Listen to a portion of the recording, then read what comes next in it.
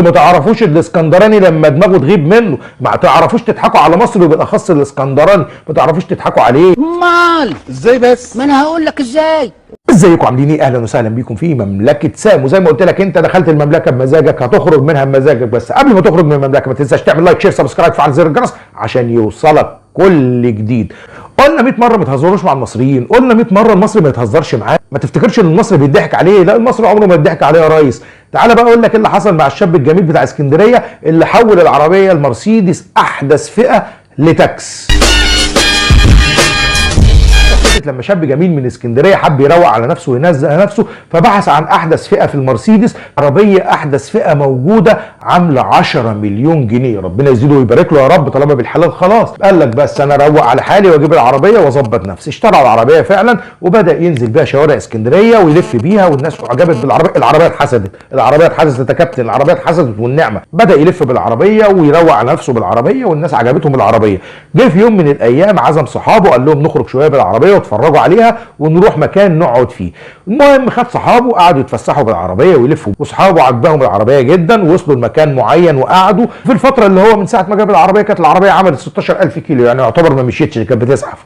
المهم ركن العربيه وسابها، اثبت الموتور يا باشا ينفجر لوحده. يا نهار اسود، موتور عربيه مرسيدس احدث فئه ب 10 مليون جنيه ينفجر؟ امال العربيه 28 هتسيح لوحدها؟ قال لك قدر الله وما شاء فعل، طالما جت في الصاج وما جاتش فيا انا واصحابي احنا بخير الحمد لله. وكده كده العربيه في التوكيل وان شاء الله هيرجعوها لي لان ده عيب صناعه. الموتور انفجر يا جدعان، هو كاوتش نام، ده موتور انفجر.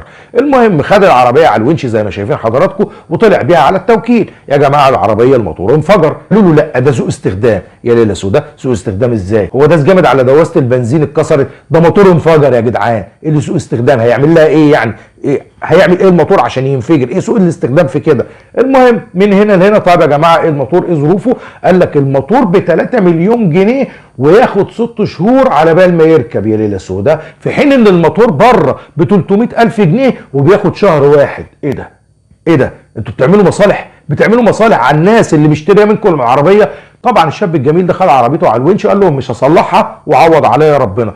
فيجي له واحد صاحبه الشيطان لغايه دلوقتي قاعد بيسقف له على الفكره اللي فكرها. فاكرين انتوا الواد اللي هو كان ولع في عربيته بس هو عشان اجنبي وهم بيحترموا الناس بره توكيل ما رضيش يصلح له العربيه، فالواد ولع في العربيه، فده كانت اهانه للعربيه، فجابوه وادوا له عربيه جديده وعوضوه بمبالغ ماليه كبيره. صاحبه ده قال له بقول لك ايه، احنا لا هنولع ولا هنعمل، احنا هنهين العربيه. عارفين العربيه دي يا جماعه؟